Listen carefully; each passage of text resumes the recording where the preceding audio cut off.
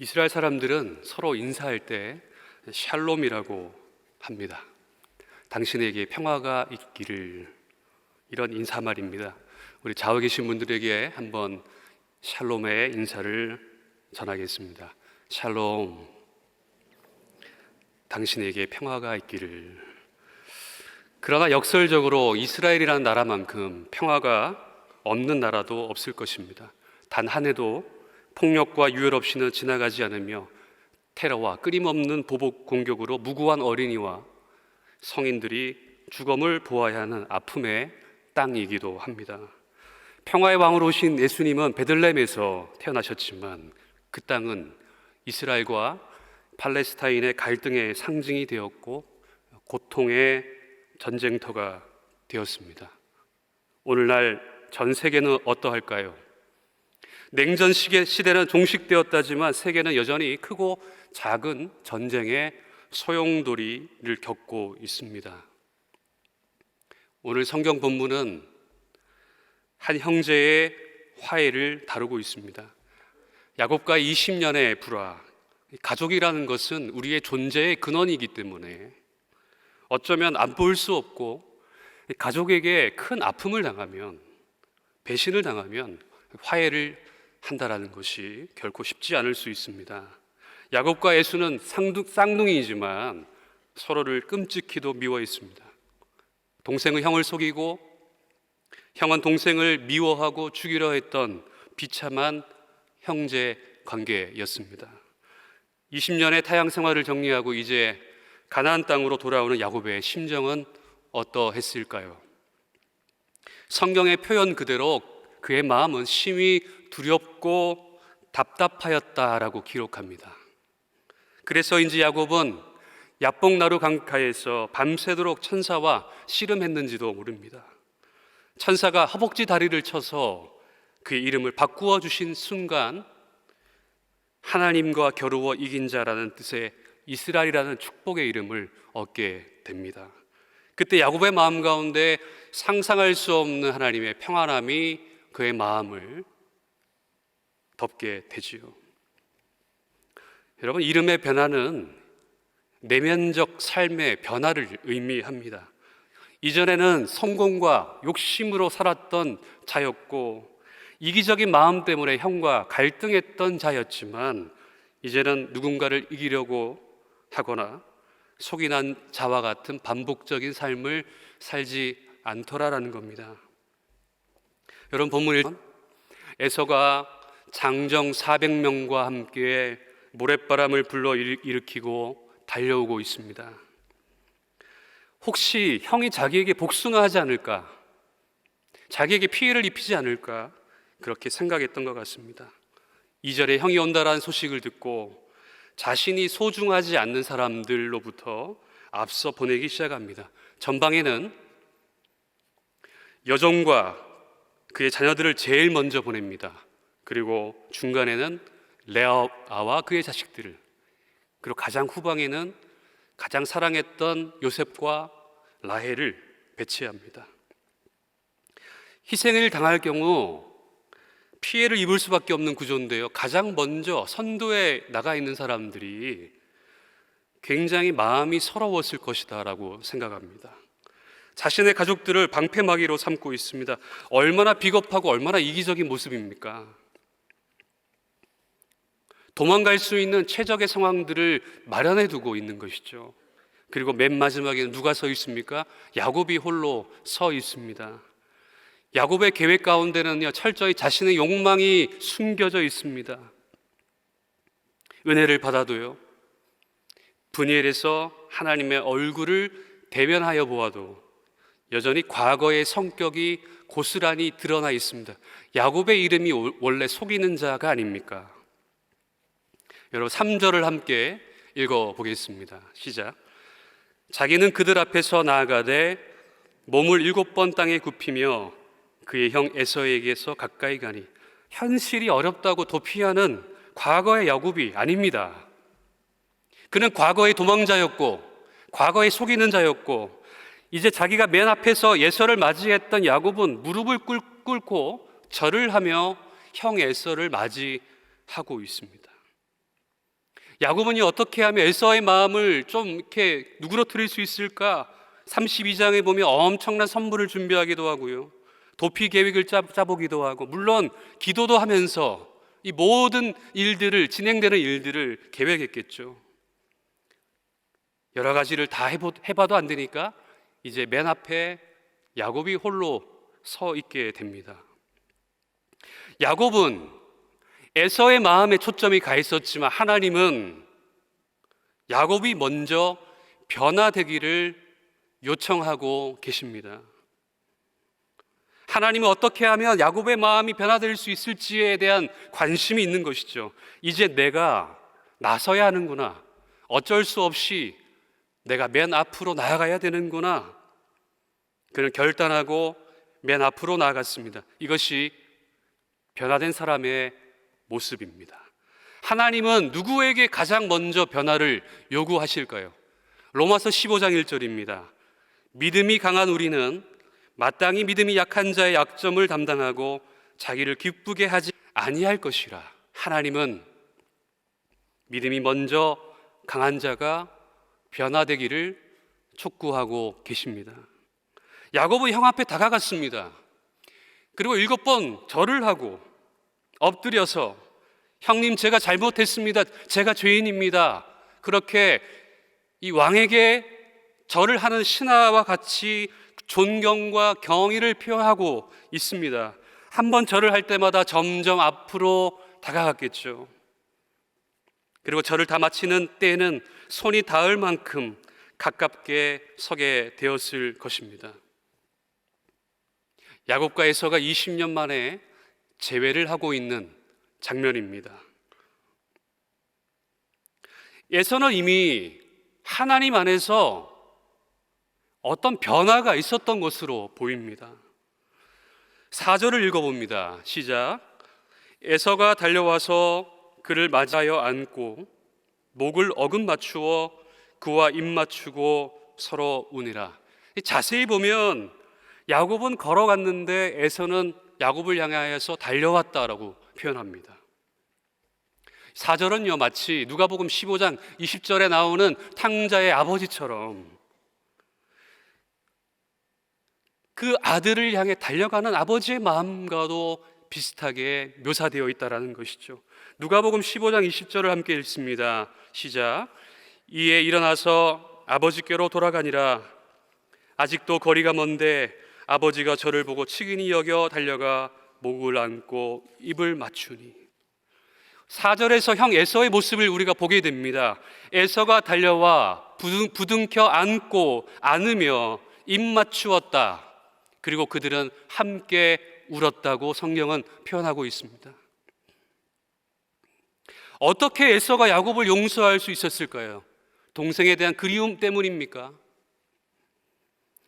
여러분, 에서가 자주 사용했던 단어를 보면요, 그가 어떤 사람인지를 잘 알 수 있습니다. 창세기 25장 34절에 보면 4개의 동사가 나오는데요, 에서가 어떤 사람이었는지를 묘사하고 있습니다. 먹다, 마시다, 일어나다, 가다. 그리고 장자권을 얼마나 가볍게 여겼는지, 그가 얼마나 본능적인 사람이었는지, 얼마나 생각이 없는 사람이었는지를 묘사합니다. 그러나 오늘 본문에 등장하는 에서를 묘사하는 동사는요, 부둥켜 안고 입 맞추고 우니라. 이제 굉장히 관계적인 사람이 되었습니다. 마음이 따뜻한 사람으로 변화되었습니다. 우리는 어떻게 에서의 삶이 이렇게 변화가 되었는지 구체적으로 알 수는 없습니다. 그런데 중요한 것은요, 야곱을 동생으로 받아들이고, 그리고 야곱과 오랜 시간 분노와 미움으로 가득 찼던 그의 마음이 이제는 화해의 아름다운 포옹을 하고 있다라는 것이죠. 과거에 똑똑한 동생에게 장자권을 빼앗기고 2번이나 속임을 당했던 형입니다. 이제는 야곱을 좀 만나면 욕도 좀 하고 분풀이도 하고 한 대 때리고 동생을 향하여 원망을 내뱉어야 하는데 에서는 그렇게 반응하지 않았다라는 것이죠. 20년 만에 동생을 만나는데 많은 생각들을 하지 않았겠습니까? 이 녀석이 20년 만에 나타났는데 에서의 억장이 무너지기 시작합니다. 그렇게 복을 받겠다고 난리법석을 쳤는데 에서의 눈에 보이는 야곱은 상상했던 모습과 달리 다리를 절뚝거리며 걸어오고 있습니다. 타지 생활을 오랫동안 했기 때문에 늙고 초라한 모습으로 나타난 것이죠. 아버지가 그렇게 미워했는데, 구박했던 영이 그렇게 미워했는데 부모가 되어보니 부모의 모습이 조금씩 이해가 가는 겁니다. 얼굴도 보지 못하고 살았던 세월이 얼마나 야속하던지 야곱을 생각하면 늘 상처가 북받쳐 오르고 한편으로 걱정도 되는 것이죠. 그렇게 엄마 품에 있기를 좋아했던 그 꼬마가 집을 나가서 20년 동안 고생했던 모습을 보니, 그리고 다리까지 절며 걸어오는 야곱을 보는 그 순간 완악했던 다혈질이었던 형 에서의 얼굴에서 눈물이 왈칵 쏟아집니다. 여러분, 그냥 눈물이 흐르는 것이 아니라 뜨거운 화해의 눈물이었던 것이죠. 여러분, 가족은 그렇게 서로를 부둥켜 안고 눈물을 함께 흘리는 것입니다. 에서만 감격의 눈물을 흘린 것이 아닙니다. 그들은 함께 울었다고 성경은 표현합니다. 형 때문에 미안한 마음을 가지고 있었던 야곱은 2번이나 선물을 제안하죠. 야곱이 형을 위해 준비한 엄청난 선물들을 처음에는 거절했지만 나중에는 못 이기는 척 받아들인 내용이 묘사가 되어 있습니다. 특히 에서가 동생을 부르는 9절에서 My brother, 내 동생아 라고 부르고 있습니다. 400명의 장정들을 이끌고 추적해 올 때는 그동안의 손해와 피해를 보복하고 싶었겠지만 동생이 엄청난 선물을 제공하고 7번이나 몸을 낮추며 내 주라고 예의를 갖추었을 때 심경의 변화를 일으켰을 것이라고 추측할 수 있습니다. 계속해서 에서를 내 주라고 부르고 있는 야곱은 더 이상 자신의 소유와 물질에 집착하지 않는 모습에서 진정성이 느껴진다라는 것입니다. 여러분, 특히 10절에 선물을 표현하고 있는 단어와 11절의 단어가 서로 다릅니다. 11절의 선물은 기프트지만 10절의 선물은 기프트지만 11절의 선물은 베라카, 축복한다라는 의미며 영어로 blessing이라는 단어의 의미를 가지고 있습니다. 야곱이 에서에게서 빼앗았던 20년 전에 빼앗았던 그 장자권의 축복, 그 아버지의 축복 기도를 다시 돌려줄 방법이 없지만 20년 동안 가지고 있었던 부담감이 있지 않습니까? 그 축복권을 다시 형님에게 돌려주겠다라는 겁니다.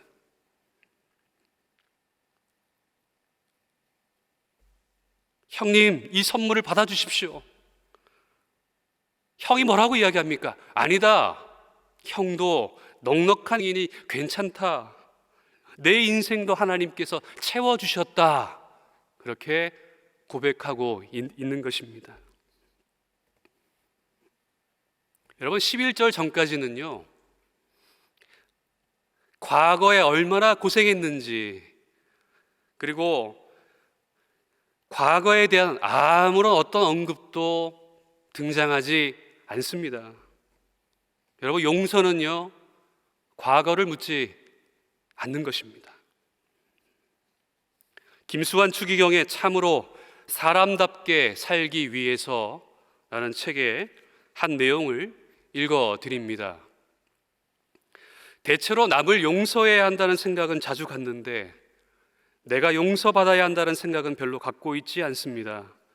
별로 잘못한 것이 없다고 자부하기 때문입니다. 자신이 용서받아야 할 필요를 많이 느끼는 사람이 남을 용서할 줄도 아는 사람입니다. 우리가 이 땅에 살아가면서 사람들을 원망하고 사람들에게 분노하고 용서하지 못하고 미움으로 살아가지만 정작 우리는 용서받아야 한다는 사실을 너무나도 간과하고 놓치고 있습니다. 여러분, 우리만 피해를 받았습니까? 나만 상처받았습니까? 나는 절대로 남을 용서할 수 없다라고 이야기를 하지만 우리도 누군가에게 용서받아야 하는 사람들이라는 것이죠. 워싱턴 J.R. 교수는 이렇게 이야기를 합니다. 용서란 어떤 개인이 부정적 감정들을 대체하여 상대방에게 용서를 부여할 수 있지만 화해는 서로 상호적 관계적일 때 가능하다. 여러분, 다시 말하면 용서란 단어는요, 서로 만나지 않아도 할 수 있는 단어입니다. 하나님의 도우심으로 나 스스로도 누군가를 용서할 수 있어요. 예수 사랑으로 용서할 수 있습니다.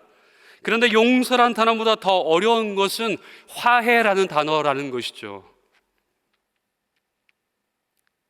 여러분, 하나님은 우리가 용서를 넘어 화해로 넘어가기를 바라십니다. 여러분, 우리 모두가 다 죄인들입니다.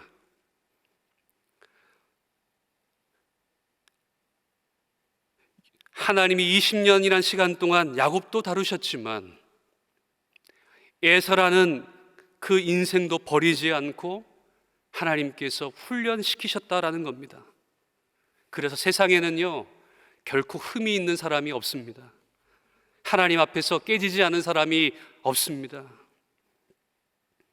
누가 누구를 용서하겠습니까? 다 잘난 인생들이고, 야곱이 두려움으로 기다렸던 자리에서 조카들을 보며 흘린 그 눈물을 흘리는 큰 아버지가 되어 있었고, 야곱은 두 팔 벌려 안아줄 수 있는 큰 형님이 되어 있었다라는 것이죠.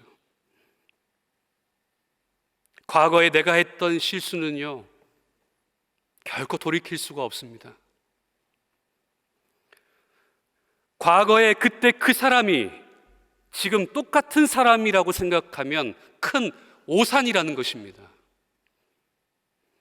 과거는 움직이지 않지만 사람은 움직인다라는 겁니다. 하나님께서 사람을 만지시면, 그 사람의 영혼을 다루시면 변화될 수밖에 없다라는 것입니다. 하나님이 다루시는 순간부터 꼼짝하지 않았던, 얼음이 녹고 새싹이 녹듯 그 사람을 하나님께서 새롭게 변화시켜 주신다라는 것입니다. 여러분, 마지막으로 용서하는 형 에서를 통해 우리는 하나님의 얼굴을 바라보게 됩니다. 함께 10절을 읽어보겠습니다. 시작. 야곱이 이르되 은혜를 입었사오면 청하건대 내 손에서 이 예물을 받으소서. 내가 형님의 얼굴을 배운즉 하나님의 얼굴을 본 것 같사오며 형님도 나를 기뻐하십니다. 여러분, 가장 감동적인 10절입니다. 내가 형님의 얼굴을 배우니 하나님의 얼굴을 뵙는 것 같습니다. 이제까지 두려움의 대상이었는데 형을 보는데 하나님의 얼굴을 보는 것 같다고 이야기를 합니다. 여러분, 참된 화해는요, 그 만남 가운데 하나님의 얼굴이 보여지는 것입니다. 여러분, 이것이 화해의 축복입니다. 요한일서 4장 11절입니다. 어느 때나 하나님을 본 사람이 없으되 만일 우리가 서로 사랑하면 하나님이 우리 안에 거하시고 그의 사랑이 우리 안에 온전히 이루어지느니라. 아멘. 자신의 아들을 죽였던, 공산당을 양아들로 품었던 손양원 목사님의 얼굴에서 하나님의 얼굴이 보여집니다. 저들의 죄를 용서해 주십시오. 저들은 아무 잘못이 없습니다라고 그렇게 십자가에서 기도했던 예수님의 모습에서 하나님의 얼굴이 보입니다. 그렇다면 여러분의 얼굴은 어떻습니까? 오늘 예서가 들었던 이 말, 당신의 얼굴을 보니 하나님이 보입니다. 이 말을 듣는 저희들이 되었으면 좋겠습니다. 용서할 수 없다고 생각하는 문제가 있다면 지금 당장은 아니더라도 언젠가 하나님이 시간을 주시고 기회를 허락해 주신다면 감동적인 용서와 화해의 시간들이 회복되기를 소망합니다. 하나님 나라에 가기까지 우리가 경험해야 할 감동적인 그 용서의 체험, 그 화해의 눈물, 그 어느 누구도 이것을 쉽게 결단하기가 쉽지 않습니다. 나 혼자 사는 용서가 아니라 만나서 함께 화해하는 모습, 서로 부둥켜 안고 눈물을 흘리며 서로를 용납하는 그 아름다운 화해, 사람과 사람과의 갈등, 나라와 나라와의 갈등, 샬롬을 인사하지만 이 세상은 싸움과 전쟁이 그치지 않습니다. 참으로 용서와 화해의 길은 어렵고 힘이 듭니다. 그러나 하나님은 이 땅에 화해자로 오셨습니다. 예수님은요, 막힌 담을 허시고 모든 깨어진 관계를 회복시켜 주셨습니다. 하나님이 우리를 용납하고 끌어안아 주셨던 것처럼 저와 여러분의 삶에도 용서와 화해가 회복될 수 있기를 소망합니다. 또한 지금도 고통받고 있는 우크라이나 땅에 하루빨리 평화가 깃들기를 간절히 소망합니다. 주님, 나를 평화의 도구로 써주소서. 미움이 있는 곳에 사랑을, 다툼이 있는 곳에 용서를, 분열이 있는 곳에 일치를, 절망이 있는 곳에 희망을, 어두움에 빛을 비추게 하소서. 하나님이 이 세상을 포기하지 않으시고 끝까지 안아주셨던 것처럼 서로의 잘잘못을 지적하지 않고 관계 안에 근본적인 회복이 일어날 수 있기를 기도합니다. 우리의 깨어진 마음에 그리스도의 능력을 덮어 주옵소서. 이 땅에 평화의 왕으로 오신 예수 그리스도의 이름으로 기도드리옵나이다. 아멘.